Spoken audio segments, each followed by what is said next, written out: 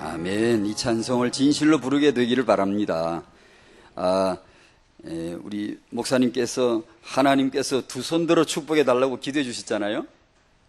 들으셨죠? 하나님이여 두 손 들어 축복해 주시옵소서 그러셨잖아요. 그 기도를 제가 듣는데, 이 찬송을 부르는데 하나님 보고 두 손 들라고 하는데 내가 두 손 안 들면 되겠나 싶어가지고 드는 흉내 좀 냈습니다. 주여 감사합니다. 얼마나 귀한 찬송인지요. 학원 보고마 3과입니다. 로마 보고마의 헌신입니다.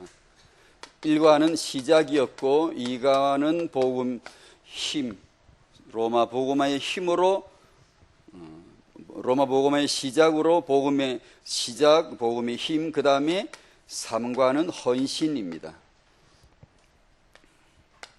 참 헌신이 뭐냐라고 메시지 주셨지요. 참 헌신이 뭐냐, 착각하지 말아야 된다. 뭘 하는 게 아니다. 하는 것도 중요하죠. 하는 게 아니다 이 말씀은 그 이전이 너무 중요하다는 강조형이지 하지 말라 그 뜻이 아니잖아요. 그것도 오해하는 분들이 있어요. 안 해요, 그건 안 해. 그러면 안 되죠. 워낙 강조를 하려니까 부정을 하는 거죠. 참 헌신은 일반적으로 우리가 알고 있는 뭘 하거나 뭘 이렇게 우리가 말하는 헌신, 그게 아니고 성령 내주라고 했습니다. 성령 인도, 성령 충만의 역사, 이렇게 이것이 참 헌신이다. 이 참 헌신으로 성공해야 망하지 않는다. 안 그러면 성공해도 망한다는 뜻이겠죠. 이것으로 헌신해야 된다.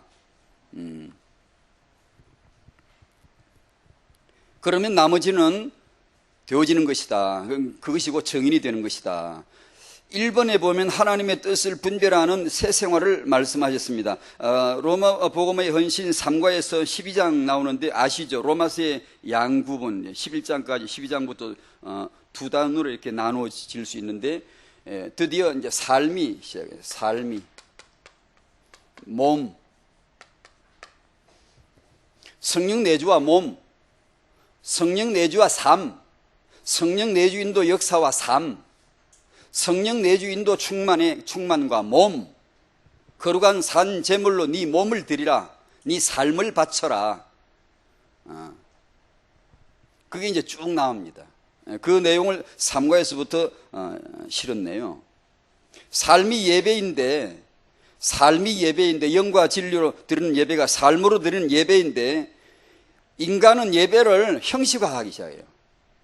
하나님이 원래 주신 예배는 그게 아닌데, 이게 거룩한 산 제물로 몸을 드리는 거고 삶을 드리는 건데, 우리는 꼭 의식화예요. 형식과 의식은 아까 말씀드린 대로 그게 필요 없다는 뜻이 아니에요. 이런 표현들, 어법들은요. 형식, 의식은 굉장히 중요해요. 다만 내용이 있을 때라야 중요한 것이지, 내용은 한 개도 없는데 한국 도자기만 멋지게 한 접시 1000만원짜리 갖다 놓고 앉아서 뭐 하냐고, 그거가 뭐 국수가 담겨야 되지, 뭐가 뭐 담겨야 뭐 접시지, 아무것도 없이 그것만 갖다 놓고 굶어 뒤진다. 죽어 그냥. 형식만 가지고 근사하게, 아주 그럴싸하게 이렇게 의식만 가지고, 예배는 순서가 아니거든. 근데 순서가 멋지고 아주 그냥 사람의 감동적이고 이러면 예배인 줄 안단 말이에요. 이게 그 의식이 필요 없다는 뜻은 결코 아니잖아요. 그 내용이 있고 내용이 살아있다면은 그 그릇은 중요한 것이죠. 다만 여기서 말씀하는 것은 진정한 예배가 빠져가고 예배의 그릇 모양새만 갖춘다는 거예요. 꼭 고려합니다. 인간은요. 하나님은 예배하라고 했는데, 예배를 받는데 우리는 예배를 안 하고 예배의 형식을 만들어요. 종교화를 시켜요. 그게 종교거든 원래요. 종교는 반드시 그걸 가지고 있어요. 그러면서 내 몸만 빠지는 거예요. 삶이 빠지는 거 있죠. 내 삶의 진정한 산 제물은 빠지고 어떤 그런 모양새만 갖추어서 뭐 향을 피우고 뭐가 빌고 뭐 절을 몇 번 하고 요러면 이제 되는 줄로 요렇게 이제 하는 거예요. 우리 예배도 딱 그렇게 하는 거예요.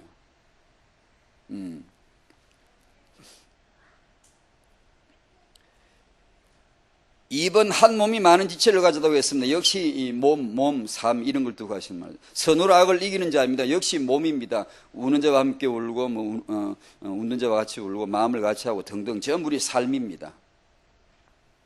이 몸을 이 삶을 산제물로 드리는 것이 은혜였습니다. 그리고 그게 바치는 이게 은혜였고 감격이었어요. 이 예배가 은혜였고 감격이었거든요. 시간이 지나면서 형식화됩니다. 형식화됩니다. 함께 마음을 같이 해라. 우는 자와 즐거워하는 자 함께 해라. 이 함께하는 하는 이 공감 말이죠. 소통이죠. 공감이죠. 하나님의 이 마음과 공감이 되고 하나님의 마음과 함께하는 이것이 이웃과 내가 공감이 되고 함께하는 것이 굉장히 은혜가 되고 기쁘고 그렇거든요. 이 복음으로 시작될 적엔 그렇다고요. 여러분도 안 그랬습니까? 굉장히 기쁩니다. 희열이 넘치고 막 그렇거든요. 근데 시간이 지나면서 공감이 안 됩니다. 공감이 잘 안 돼요. 이게 자꾸 때 끼고 뭐 끼고요. 내부 내장 지방 끼고요. 사람이 자꾸 헛배가 부르고요. 이게 안 됩니다. 이 진정한 피 소통이 안 되고요. 이상한 게 엉뚱한 게 끼기 시작해요. 이게 진정한 소통이 안 돼요. 이게 어느 정도 안 되냐 하면 주님이 오셔서 나 같은 죄인을 위해 죽어주셨다는데도 무덤덤하기 시작해요. 감격이 없어. 눈물이 하나도 안 나와요. 그게 이제 형식화된 거거든요.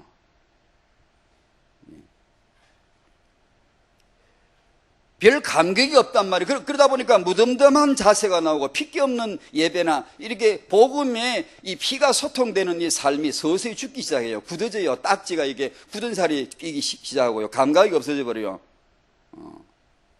복음의 정리는 완벽한데요. 정리는 완벽한데요. 복음만 없는 거예요. 없다기보다는 그 감각이 자꾸만 둔화되어 버리는 거예요.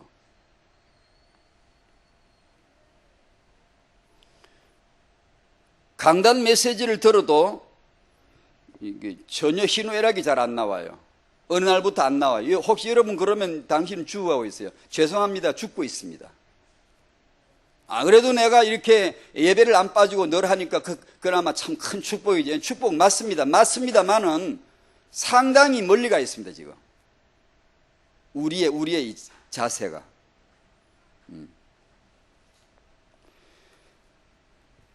지난 토요일 핵심 때 메시지가 뭐 이런 메시지는 간혹 나오는데 뭐 주로 있는데 뭐라고 하셨는가 하니 아줌마들이 드라마에 눈이 꽂혀가지고 보는 거 그거 10분의 1만 그게 10분의 1만 기도하면 큰 역사를 날 텐데 난다고 이렇게 메시지가 나왔습니다. 반응이 어떻죠? 온 회중이 웃었어요. 왜 웃죠? 여러분 왜 웃었다고 생각을 하시나요? 좀 물어봤어요. 마음을 왜 웃지? 지금 이 메시지에 왜 웃었을까? 여러분 어떻게 생각하세요? 왜 웃죠? 굉장히 여유있게 웃었습니다. 와 이렇게 뭐 그렇다는 뜻인가요? 그렇지만 뭐 또 그 이면 다 알잖아요. 이런 뜻인가요? 뭐 뻔한 걸 가지고 또 그러시나요? 뭐 그런 건가요? 왜 웃은 의미는 뭘까요? 웃고 싶어 웃었겠지만 혹시 그것이 요즘 우리 한국 기독교에 나도 모르게 우리도 모르는 사이에 이게 내려앉아 있는 아주 폐악한 나쁜 풍전 혹시 아닐까? 하나님의 말씀이 지금 나왔는데 왜 가볍게 웃음으로 지나가 버릴까?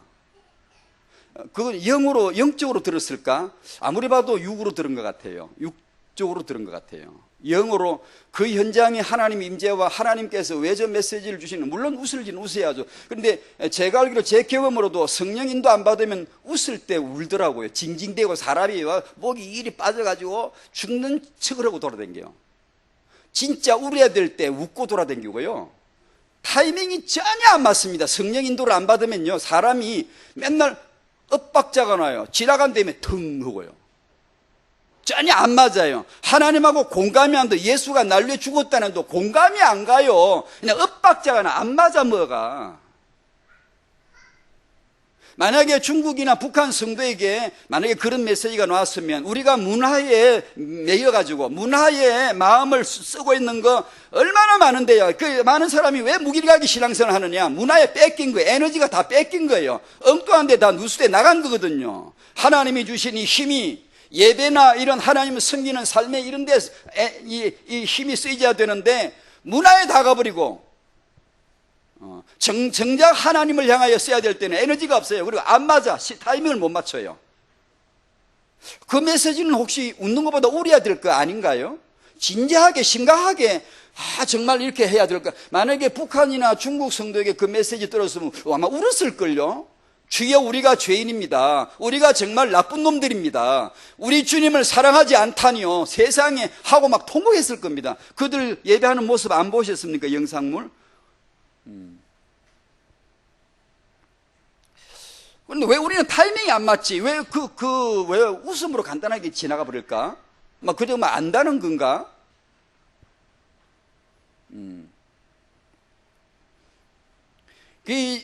우리가 이 성령의 이 역사 아래 제대로 안 들어가면 꼭 우리는 정리는 완벽한데 알맹이는 없는 거 있죠. 성령 내주인도 역사 초대교회에서는 이런 메시지 정리 없었습니다. 제가 알기로 없었습니다.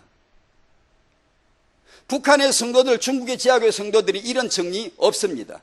그런데 진짜 보면 저게 성령 내주야, 역사야, 충만이야 누가라도 압니다. 보면 딱 압니다. 저건 성령 역사야 라고 그리스도인이라면 누구나 보면 딱 압니다. 그게 바로 이 가르침입니다. 우리는 이것을 노트화하고 적고 있는데 이 실제 사실에 대해서는 잘 모를 수가 있어요. 너무 무덤덤하게 너무 편안해가지고 이게 그냥 그들에게, 중국 성도들에게, 우리가 예루살렘의 성도나 북한 성도에게 이런 조직적인 가르침이 필요한 게 저는 아니라고 생각합니다. 오히려 그들은 냅두는 게 좀 좋다고 생각해요. 왜냐하면 성령이 역사하시기 때문에 냅두는 게 오히려 저 낫다고 생각해요. 어줍잖하게 가서 가르쳐가지고 커리큘럼 가고 조직신학 들어가고 조직 짜여지고 나면 그때부터 쇠락한다고 저는 확신합니다. 왜냐하면 역사가 다 그랬어요. 역사가 그랬어요. 그 진정한 성령의 역사가 사라져버려요. 오히려 그때부터요. 무질서한 것 같은데 거기 질서가 있거든요. 하나님이 진짜 영광 받으시는 거거든요. 온 마음을 다해 찬양과 경배 드리고 삶을 다하여 헌신한 산제물로 바치라 한마디. 거기는 메시지가 길지도 않습니다. 그런 데는 초대교회 메시지 길게 했겠어요. 길어봤자 몇 분이겠죠. 한마디면 예수님 우리를 주고 있습니다. 이 한마디면 완전히 몰아치는 거죠. 다 그냥. 왜냐, 인격적인 공감이 된다. 공감이 돼요. 우리는 주님이 날 죽었다는데도 공감이 안 가요. 인격적인 감각이 공감이 안 가요. 싸늘한 핏기 없는 지식만 딱 가지고 있는 거예요. 이것을 우리가 늘 스스로 잡아줘야 돼요. 주님 앞에서요. 안 그러면 참 뻔뻔해져요. 공감이, 타이밍이 진짜 안 맞습니다. 성령 내주인도 충만, 이 어마어마한 내용입니다. 성령 거룩하신 분이 나와 함께 하신다는 거고 내 삶의 모든 삶에 개입되어 있다는 겁니다. 인도하심이. 너무 놀라운 사실이죠. 너무 놀라운 사실이죠. 태영아 육아하는 우리 부모들, 미래의 렘넌트를 위해서 이보다 더 위대한 메시지가 어디 있으며 하나님이 오셔서 태영아 부모님들에게 반드시 이 메시지를 주시겠죠.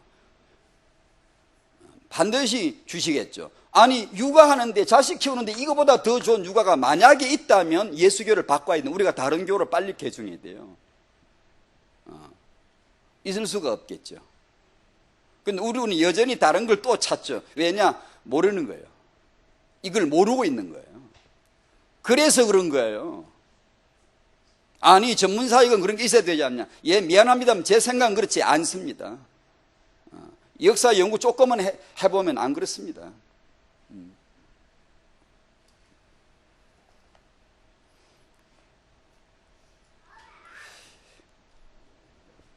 하나님이 주시는 이 복음으로 시작해라, 복음의 힘으로 해라, 이 복음의 헌신으로 참 헌신 성령 내주인도 충만으로 해라. 너무 놀라운 태영아 메시지 축복 받으시기를 바랍니다. 받읍시다. 주여 내 영혼의 감각이 살아나게 하시고 굳은 살이 벗겨지게 하시고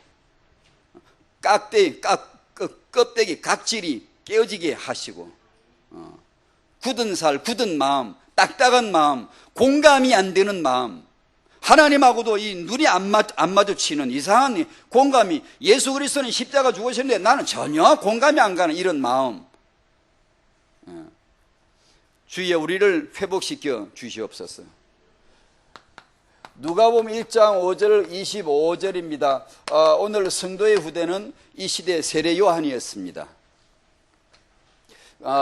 구약 시대가 이렇게 흘러옵니다. 흘러오고 이제 신약 시대가 이렇게 흘러가야 됩니다. 여기 이 시점에서의 일입니다. 이 시점에서 이 구약과 신약을 아주 충격 없이 연착륙시키고 아주 그냥 이게 거친 면 없이 매듭을 파이프로 말하면 매끈하게 이음새를 잘 이렇게 아주 딱 이게 여기 쭉 오는데 이렇게 엇박자가 나거나 안 맞거나 이런 게 아니라 딱 정확하게 딱 맞았어. 복음과 율법이, 율법과 복음이, 예언과 성취가, 구약과 신약이 이게 원래 하나였다. 이것이 하나의 하나님 언약이었다. 라고 하는 중요한 이 염세 부분, 중요한 이 시대와 시대 간격을 무시하고 없앨 수 있고 정확하게 이 복음이 바로 이 복음이었구나. 예전에 이 복음이 말씀을 예언으로 왔는데 이제 이 복음이 육시로 나타날 때가 왔단 말이에요. 이 시점, 시대, 시간표에서 완벽하게 이루어내야 되거든요. 완벽하게. 여기 이 얘기입니다. 오늘 여기서 하나님이 이 구약과 신약을 본래가 하나였기 때문에 이것이 우리가 볼 때 시공간적으로 차이가 있지, 구분이 있지, 원래는 하나였기 때문에 이것을 완벽하게 연결해 접점을 만들어서 연결시켜줘야 됩니다. 여기서 하나님이 태영아 사역을 시작하시는 거예요. 두 임신부가 나오고 두 태아가 나오고 두 출산이 나오는 겁니다. 여기서 하나님은 이 복음을 완벽하게 출발시키는, 이 세상에 드러내시는 작업을 하시는 것 같습니다. 오늘은 우리가 이 타임머신을 타고 갈 수 있다면 이 시대에 가보는 겁니다. 우리가 가보는 겁니다. 이것은 필시 이 시대의 이 복음운동이 미래 세계복음화를 위하여서 하나님이 이 시대에 이런 타이밍에서 하나님이 우리에게 무엇을 하실까? 태영아 사역을 하실 것이다. 태영아 사역을 통하여 또 다른 어떤 누군가 결혼하고 임신하고 출산하면서 우리가 알지 못했던 또 하나의 미래 렘넌트가 예비되어질 것이다 라고 하는 하나님의 그분의 사역의 원리를 보고자 하는 겁니다. 시대마다 하나님은 중요한 시점마다 그렇게 하셨으니까요. 자, 누가복음 1장 펴놓으시고요. 좀 이따 읽을게요. 먼저 오늘 이 세례 요한이 태어날 수밖에 없었던 배경, 구약과 신약 이 염세에서 아주 중요한 하나님의 태영아 사역이 시작이 되는데 이 세례 요한을 잉태시켜 태어나게 하는데 그 이유가 뭘까? 그 근원을 간략하지만 설명해 드리겠습니다. 다 알고 있는 내용이기도 하지만 그냥 가벼운 마음으로 한번 들어봐 주십시오. 창조, 하나님이 인간을 우리는 하나님의 창조물인데 너무나 불행하게도 하나님 없이 살려고 했습니다. 지금도 그렇습니다. 지금도 우리는 안 그렇습니다. 우리가 그렇습니다. 이 죄악의 본성이, 기운이 아직도 우리에게 잔존합니다. 영적으로 그리스도 안에서 우리가 완벽히 구원받았지만 삶의 우리 피 속에는 아직도 이 저항군이, 잔존 세력이, 원주민 세력이 아직 완전 소탕이 안 된 채로 여전히 출몰하고 있고 우리의 믿음 삶을 언제든지 발목을 잡습니다. 언제든지 육으로 돌아가게, 불신앙으로 돌아가게, 창세기 3장 체의로 돌아가도록 언제든지 강력한 힘을 가지고 출몰하면서 우리 삶을 괴롭히는 거예요. 지금도 이 죄의 이 균이 침입된 인간은 영에서부터 혼, 육신 이르기까지 전체가 다 균이 다 퍼져 있고 만신이 이 병의 정세는 없는 데가 없어요. 다 나타나죠. 사상, 생각, 마음속에, 육체, 세포 속에 전부 나타나게 돼요. 이때 하나님은 아무도 생각 못했던 사랑의 약속이죠. 사랑이죠. 이 사랑을 우리는 말로 표현하지만 사실 잘 모르고 쓰긴 쓰는데 그냥 하나님이 썼으니까 따라 쓸 뿐이죠. 사랑이라고. 사랑 때문에 구원의 약속, 마귀를 멸하실 약속을 주셨습니다. 일방적이죠. 그 사랑이죠. 천국 가서 천국 문을 딱 열고 들어가는 순간에 이 사랑이 얼마나 컸던가는 그때 알겠지만 우리는 지금 잘 모르죠. 조금 더 알아가는 게 신앙생활의 성숙이겠죠. 더 주님 마음을 공감해 들어가는 거죠. 와, 주님 사랑이 이렇게, 와, 이렇게 이제 조금씩 성령 인도를 받아가면 조금씩 이제 그 마음이 다른 게 눈이 열리는 거야. 다른, 이 불신 세상은 뭐냐면 이거 외의 학문이야, 다. 전부 똑똑이 헛똑똑이. 우리 인간에게 정말 주제는 이 죄에서 어떻게 벗어날고 이 사단에게서 어떻게 내가 벗어나야 되냐, 이것이 인생에 태어나는 당연한 목적이 되는데 아나? 모르지. 허감세력이 모르게 하지. 다른 것만 열심히 돈 벌어서 더 좋은 대학 나와 성공하라고 계속 그렇게 착각하게 만들죠. 그게 불신앙이죠. 이 허감 역사죠. 성령이 역사하시면 딱 이게 나와. 아, 하나님이 창조자시구나. 내 죄인이야. 나는 죄인이라고. 어떤 명함에 희한, 아무리 많아도 소용없어. 하나님 앞에 죄인이라는 게 딱 깨달아지거든. 성령이 오시면 뭐해요? 알게 하리라. 깨닫게 하리라. 이걸 알게 하잖아요. 그래서 예수만이 그리스도이시구나. 그분만이 내 구원이시구나. 내 인생의 유일한 주제가 하나인데 구원받는 거거든요. 그래, 이 구원이 나를 만족해 하고 완전히 흘러 넘치게 하죠. 그러면 이제 그때부터 이게 이제 이 삶이 이루어져요. 안 그러면 구원받아도 여전히 다른 게 아쉬워요. 뭐가 또 더 이렇게 필요하고 자꾸만요. 이렇게 되어서 여자의 후손이라고 하는 비밀의 약속을 해 주심으로 이때부터 이 여자의 후손이 언제 오시냐? 이때 드디어 오실 때가 돼. 언제 구약에서는 쭉 이렇게 예언이 전부 다 이분이 언제 오시냐, 어디 오시냐, 누구한테 오시냐, 그게 이제 구약의 전체 스토리죠. 그걸 둘러싼 여러 가지 사건들, 제도들, 규례들이 있었고요. 그래서 이 오실 메시아, 오실 여자의 후손, 이분을 위해서 아이를 낳은 구약의 출산, 이유 있는 출산이 전부 이거죠.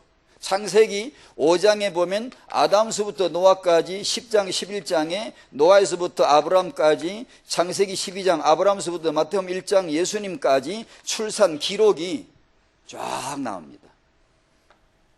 이 구약의 출산 중에 특별한 출산 두 가지를 간추린다면 첫 번째는 이스라엘의 시작인 사라고 이 율법의 선지자의 마지막인 엘리사벳이겠죠. 그 두 번째 엘리사벳, 드디어 이제 이 율법이 진행되어 오는, 선지자의 역사가 진행되어 오는 그 마지막 타이밍에 왔습니다. 여기서 하나님이 이 구약을 마무리를 지을 때 매끈하게 깔끔하게 마무리를 짓고 복음, 바로 거기서 바로 복음이 나올 수 있도록 하기 위한 박스입니다. 이 안에서 겹치게 만드는 겁니다. 이 안에서 하나님의 이 섭리와 경륜과 섭리 속에서 겹치게, 두 여자가, 두 태아가, 두 임신이 이렇게 겹치게 함으로써 아주 자연스럽게 하나님의 능력으로 이것이 하나였음을 이렇게 연속성을 가지고 이어갈 수 있도록 하시는 것 같습니다. 그래서 오늘 본문 누가복음 1장에서 이스라엘을 시작하실 때 사라를 통하여 이삭을 낳게 하심으로 시작을 하셨는데, 이제 이 구약의 역사를 마무리할 때 엘리사벳을 통하여 세례 요한을 낳게 하심으로 이것을 마무리하려 하십니다. 하나님의 계획이 이미 선지합니다. 하나님의 주권이에요. 이름까지 미리 지어놨어요. 요한을 볼펜에다 종이다 요한 써가 지금 갖고 돌아다니는 거예요. 어딜 갈까? 누구한테 갈까? 이 박스 안에서 구약과 신약이 만나게 해야 되는데, 이 구약의 마지막, 율법의 마지막을 위하여서 뭘 하죠? 애 하나가 태어나야 돼. 이 선지자 하나가 태어나야 돼. 이 나시린 하나가 태어나야 돼요. 그러니까 하나님의 계획을 이 한 장 딱 들고 어딜 갈까? 누구 집에 갈까? 저 집에 갈까? 요 집에 갈까? 하고 지금 이게 찾는 거예요. 찾다가 어느 날, 어느 때에, 어느 날, 어떤 집에 땡땡 들어가는 거예요. 누구십니까? 나다. 뭐죠? 하나님의 이 계획을, 율법과 선지자의 마지막 그리고 예수 그리스도의 시작을 알리는 놀라운 메시지를 쫙 이렇게 주시는 거예요. 그 내용을 읽으실 거예요. 누가복음 1장 5절에서 25절까지. 자, 한번 같이 읽으시겠어요? 5절에서 25절 시작. 유대 왕 헤롯 때에 아비야 반열에 제사장 한 사람이 있었으니 이름은 사가랴요 그의 아내는 아론의 자손이니 이름은 엘리사벳이라. 이 두 사람이 하나님 앞에 의인이니 주의 모든 계명과 규례대로 험이 없이 행하더라. 엘리사벳이 잉태를 못함으로 그들에게 자식이 없고 두 사람의 나이가 많더라. 마침 사가랴가 그 반열의 차례대로 하나님 앞에서 제사장의 직무를 행할세. 제사장의 전례를 따라 제비를 뽑아 주의 성전에 들어가 분향하고 모든 백성은 그 분향하는 시간에 밖에서 기도하더니 주의 사자가 그에게 나타나 향단 우편에 선지라. 사가랴가 보고 놀라며 무서워하니 천사가 그에게 이르되 사가랴여 무서워하지 말라. 너의 간과함이 들린지라. 내 아내 엘리사벳이 내게 아들을 낳아 주리니 그 이름을 요한이라 하라. 너도 기뻐하고 즐거워할 것이요 많은 사람도 그의 태어남을 기뻐하리니 이는 그가 주 앞에 큰 자가 되며 포도주나 독한 술을 마시지 아니하며 모태로부터 성령의 충만함을 받아 이스라엘 자손을 주 곧 그들의 하나님께로 많이 돌아오게 하겠습니다. 그가 또 엘리야의 심령과 능력으로 주 앞에 먼저 와서 아버지의 마음을 자식에게 거스르는 자를 의인의 설기에 돌아오게 하고 주를 위하여 세운 백성을 준비하리라. 사가랴가 천사에게 이르되 내가 이것을 어떻게 알리오? 내가 늙고 아내도 나이가 많으니이다. 천사가 대답하여 이르되 나는 하나님 앞에 서 있는 가브리엘이라. 이 좋은 소식을 전하여 내게 말하라고 보내심을 받았노라. 보라, 이 일이 되는 날까지 내가 말 못하는 자가 되어 능히 말을 못하리니 이는 내가 내 말을 믿지 아니함이거니와 때가 이르면 내 말이 이루어지리라 하더라. 백성들이 사가랴를 기다리며 그가 성전 안에서 지체함을 이상히 여기더라.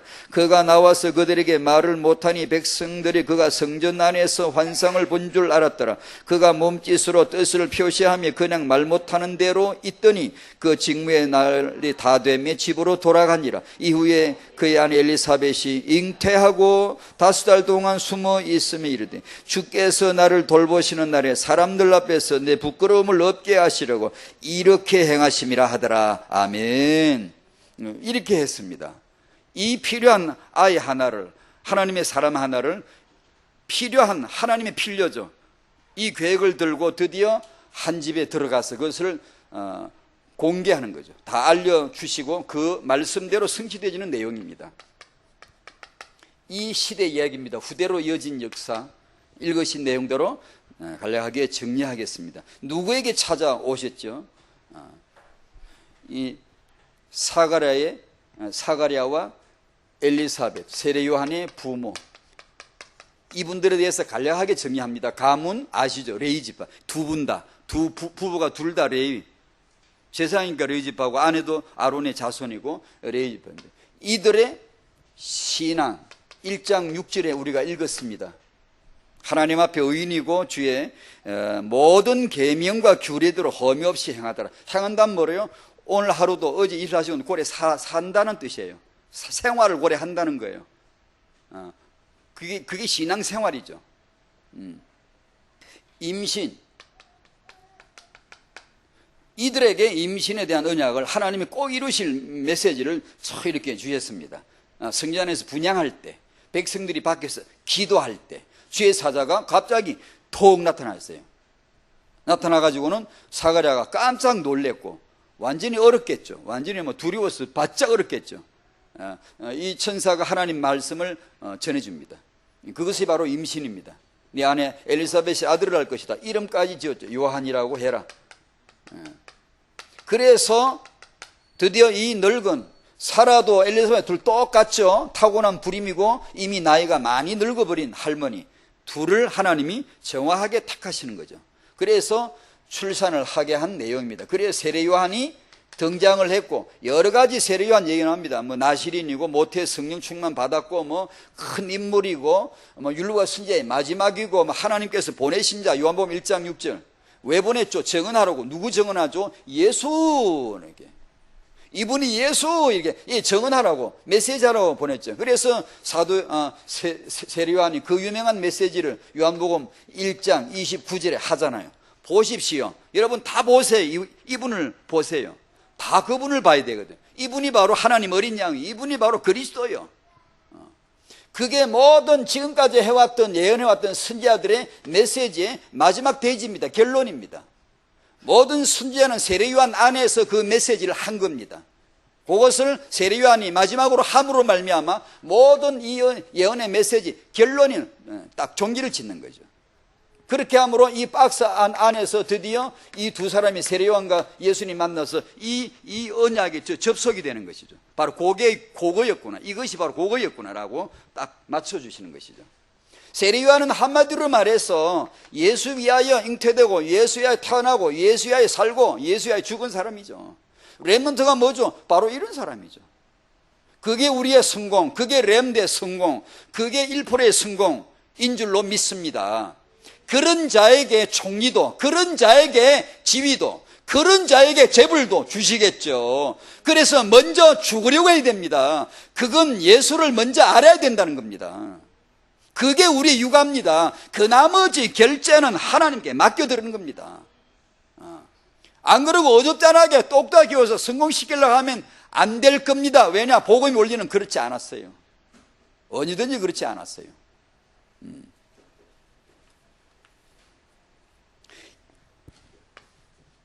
3번 후대로 이어질 역사.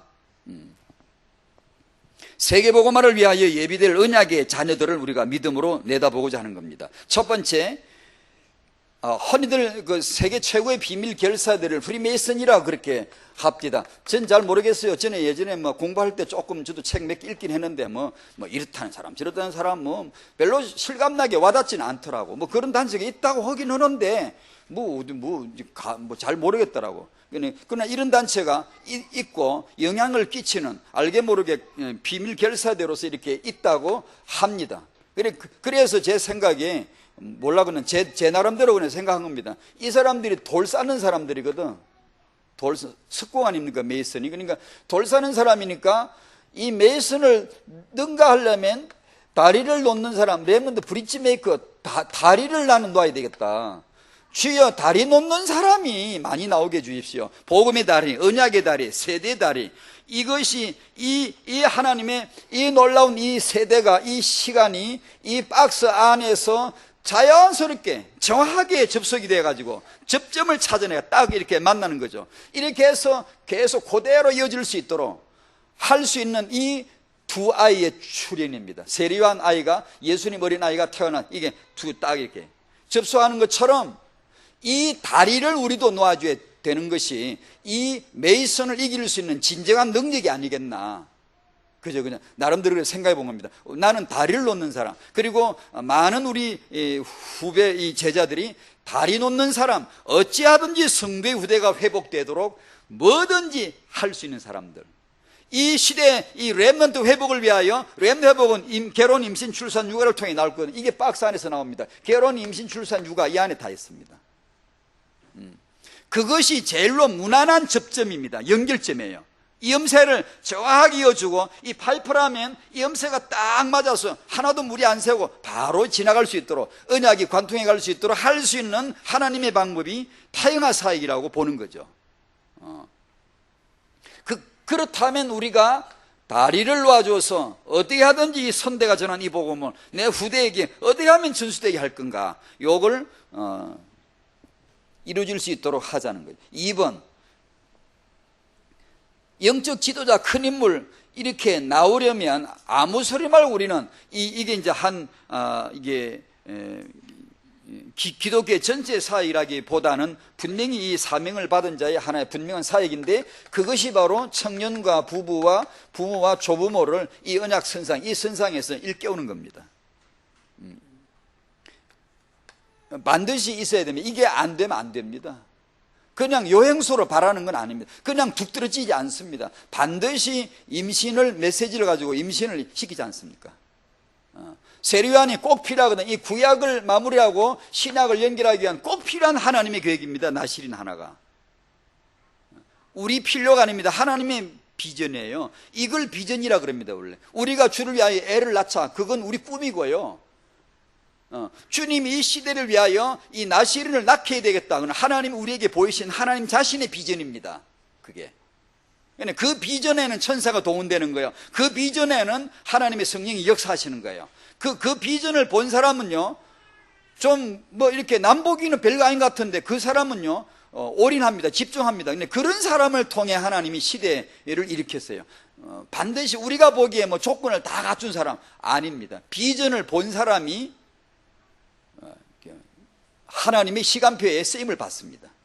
그래서 비전을 보는 게 중요합니다. 말씀을 받아야 되고, 그리고 사모하는 중에 하나님은 주권 속에 들었지만 팔짱 끼우는 사람에게 오지 않습니다. 주님을 구하고 주님을 뵙기 원하고 주님 앞에 온 마음을 다 예배 드리라고 이런 자에게 또한 이것을 보여주십니다. 간구하는 자에게 오늘도 이걸 보여줬지, 간구하지도 않는데 보여주냐 이걸?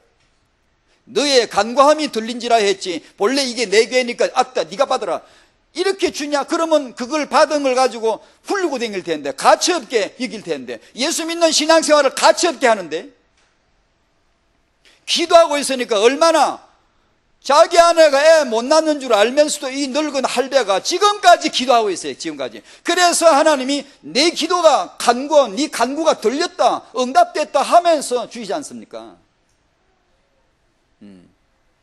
그게 우리가 말한 기도조입니다. 기도조. 하늘이 뜻을 가지면 땅에는 기도조를 만들어내세요. 하나님이. 근데 기도하는 사람을 찾아다니는 거예요. 이 청년 부부, 부모, 조부모, 청년들로 하여금 이들의 인생의 그 성장 그 목표점을 좋은 부모됨에다 두도록 해줘야 됩니다. 다른 거 하지 말라는 건 아니고, 물론요. 다른 거 하면서도 할 수 있는 거예요. 괜히 우리는 핑계를 대요. 내가 이것 때문에 못했다고. 제가 그랬거든요. 순 거짓말입니다. 딱 그 지 핑계입니다. 내가 이것 때문에 이거 못했다고. 아닙니다. 할 수 있는데도 내가 스스로 그렇게 변명을 잡은 거예요. 인생의 정말 성숙의 목표점을 좋은 부모가 되는 데다 두도록 이렇게 둬야 됩니다. 청년들이. 그렇게 해서 커야 됩니다. 그게 정상적입니다. 부부로 하여금 사랑과 복종으로 연합이 될 때까지, 이거 진짜 번개 5번 맞아도 안 되는 거지 않습니까? 번개 안 맞아봤지만 맞아도 안 될걸요? 못 깨달아집니다. 이거 부부 10계명 그런 거 가지고 부부가 그건 나쁘지는 않습니다만 그런 게 아닙니다. 십자가의 죽음, 그리스도의 피, 그분의 죽으심, 그분의 부활로 부부의 사랑, 부부의 복종, 요걸 가르치려고 하신 분이 하나님입니다. 하나님도 예수님의 죽음을 갖고 부부를 가르치려고 했는데, 우리가 그런 종이 쪼가리 그런 거 몇 개 적어가지고 부부를 가르치려고 생각하는 이 개념 자체가 전혀 복음이 아닙니다. 그거는 나쁜 말이 어디 있습니까? 세상에 복음 아닌데 나쁜 말이 좋은 말 얼마나 많습니까? 십자가를 통과하지 않으면, 정말 예수님이 나를 위해 죽었다, 여기에 정말 통곡하고 눈물 쏟는 이런 감격이 있다면 내가 이 사람을 위해 죽을 수가 있겠죠. 그게 성령의 역사거든요. 아니, 주님이 나를 위해 죽은 판에 내가 내 남편에게 주님이 복종하라 했는데 내가 그걸 하나 못하겠냐? 하겠지요. 그런데 왜 안 되죠? 십자가 몰라. 보험을 정리만 돼 있지 이게 자기 삶에 적용이 안 된 거예요. 이게 능력을 모르는, 왜 안 되죠? 성령 내주인도 역사를 안 받으니까요. 이게요. 그래, 이게 이제 이 부부들을 번개 5번 맞아도 못하는 이 사랑과 복종으로 연합되는 걸, 이게 제 말도 조심히, 이런 거 안 된다 그러면 안 되는데, 그러면 이 불신앙이 나쁜 놈 말입니다. 이게 하나님이 허락하는데 무조건 우리 해야 됩니다. 이 부부들 모아놓고 될 줄로 믿고 복음을 선포하고 그리스도가 밝혀지면 남편이 아내를 위해 사랑하고 아내가 남편에게 복종하게 될 줄로 믿습니다. 그걸 우리가 해줘야 돼요. 그래서 이게 이 시대에 알고 부부가 공평하게 평등을 배우는데, 결혼식장 요즘 보면 둘이 같이 들어가대. 입장 그러면 둘이 나란히 손을 잡고 이렇게 잘 들어가? 그러면 굉장히 사이 좋은 것 같아. 사이 좋은 게 아니고 사랑과 복종하라 그랬습니다. 둘이 사이좋게 지내라고 안 했습니다. 네 둘이 평등하다고 같이 그렇게 하라고 안 했습니다. 분명히 사랑하고 복종함으로 그리스도의 복음을 이루라고 했습니다. 근데 이것을 우리는 할 능력이 없지만 복음으로 될 줄로 믿고 이 부부 사역을 해줘야 됩니다. 정 말 안 들으면 가다 놓고 그냥 합숙을 시켜서 그냥 문장을 놓고 그냥 뒤 삶아야 돼. 뭘로? 복음으로. 복음이 아니면 어떻게 사람을 가르칩니까? 복음이 아니면. 복음이 체험이 되어지면 모든 것이 다 가능한 게 복음 아닙니까? 다 무너지고 다 녹아버리고 다 깨어져 버리고 다 항복당하고 주님이 나를 위해 죽었는데 무슨 고집이 남겠습니까? 복음을 체험을 못해 그렇지. 이게 되도록 해줘야 됩니다. 여러분, 부부 여러분, 이 축복 받으시기 바랍니다. 번개 5번 맞아도 안 되는 거, 이거 복음으로 축복 받으셔야 됩니다. 3번, 온 마음을 다하고 주님을 사랑하는 이 착한 신앙, 바른 신앙입니다. 착한 신앙 생활입니다. 1장 6절, 사가랴와 엘리사벳이 하나님 앞에 의인이고, 그건 로마서에 말한 칭의 안에 들어있는 로마서 12장 이후로 삶의 몸을 말하는 의와 다 포함되는 겁니다. 다 포함되는. 예수의 피로 말미암은 칭의란 말은 예수 피를 믿는 사람은 태어나 지금까지 영원한 세계 속에 단 한 번도 먼지만한 죄도 지은 적이 없는 것처럼 하나님이 너는 의로워 라고 선언하는 걸 칭의라 그럽니다. 야, 어떻게 가능하죠? 예수의 피니까 그 정도 되는 겁니다, 여러분. 놀라지도 않죠, 여러분. 왜냐? 성령으로 우리가 못 깨달아서 그래요. 그 의를 주시는 겁니다. 그 의는 필시 이 삶의 몸의 의에 이 삶의 의를 반드시 같이 공유하는 겁니다. 그게 로마서 12장부터의 말씀이에요. 학원복음은 3가부터예요. 우리 이제 복음주의자들의 이 약점이 이겁니다. 그런 거 있으면 안 되는데 이상하게 꼭 우리의 그런 약점이 있어요. 복음 강조하면 삶에 있어서 이상하게 좀 이렇게 뭔가 좀 안 되는 게 아니라 그걸 당연한 걸로 알아요. 그걸 누림이라고 생각해요. 명백하게 육신을 줬는 방종인데도 그걸 자기는 전혀 그러한 부담감도 없고 그냥 오히려 누림이라 말하고 그런 걸 말하면 율법이라고 되돌려대는 이상한 게 있어요. 안 돼. 제가 보기에는 안 돼. 그건 엘리트 랩은 다 못 나와요. 이들이 생활한 건 단지 성전에서 분향할 때만 기도한 게 아니라 모든 계명과 규례에서 험없이 살았더라 이 말입니다. 어제도 오늘도 생활에서 삶에서 그렇게 살았다는 걸 말합니다. 우리도 그렇게 삽시다. 우리는 할 수 없지만 주 안에서 하나님 인도해 주실 것입니다. 하나님의 복음이 하게 하실 것입니다. 그게 우리 신앙이거든요. 임신을 준비하시거나 아이를 낳아 키우시는 분에게 주신 하나님의 말씀입니다. 정확하게 받으셔야 됩니다. 예배, 기도, 성령 충만 꼭 받으시기를 주의 이름으로 축복합니다. 우리가 이렇게 받으셔야 돼요. 임신을 준비하시나요? 기도하세요. 기도하세요. 틀림없이요. 아주 너의 간구함이 들린지라 네가 간구하고 있으므로 그 말입니다. 기도는 반드시 우리가 기도했기 때문이 아니고 단지 하늘의 하나님이 이미 요한의 이름을 짓고 돌아다니고 지어가지고 들고 있어요. 이미 임신 메시지를 이미 딱 가지고 왔어요. 그럼 누구한테 가죠? 간구하고 있는 자. 뭘 간구하죠? 출산, 임신 출산, 후손. 어떤 사람이 뻔하게 불임이고 늙었고 아이도 못 낳을 거 아는데도 이상하게 이 사람들은 지금까지 그걸 기도하고 있다는 거죠.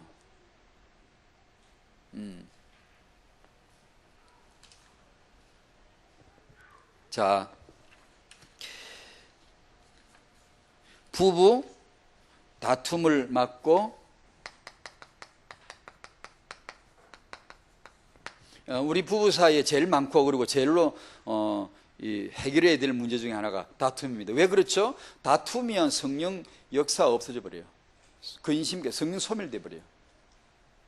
다투면 그냥 뭐 좀 다퉜다가 좀 더 화해하고 이렇게 이렇게 하면 그런 문제죠. 같으면 좀 심각하지 않은데 성령께서 근심한다고 하니까 이건 차원이 보통이 아니에요. 그건 좀 달라요. 아주 달라요. 우리가 예사로 다루면 안 된다는 거예요. 그냥 사람이 그렇게 그럴 수 있고 또 이렇게 그렇게 사는 거지 요렇게 하면 별거 아닌데, 그게 성령을 근심케 한대요. 성령을. 만약에 초대교회처럼 성령 충만이 다거든요. 성령 충만이 다인데 그 성령을 근심케 한다 그러면 진짜 이 신앙생활을 맛본 사람이라면 무슨 일에서 그걸 막아야 되겠죠. 그걸 버려야 되겠죠. 그래서 에베소 4장 30절에 성령을 근심케 하지 마라, 근심케 하지 맙시다, 근심케 하지 말래요. 그러면서 하는 말이 아기와 함께 분내는 거, 다투는 거, 비방하는 거, 꽁하고 앙심 묻고 용서 안 하는 거, 맨날 10년 전에 지 남편 잘못한 거 그냥 오늘 꺼내가 다 죄다 그냥 부르대는 거, 요런 거 하지 말래요. 그 버리래, 버려, 이렇게 버리래요. 쓰레기 버리죠. 버리래. 그걸 버리래. 왜 버려야 되냐? 성령을 근심케 한대요, 글쎄. 나 그냥 그렇게 말을 떠들고 말다툼을 좀 하고 요런 게 성령을 근심케 하는 줄 몰랐어, 그게.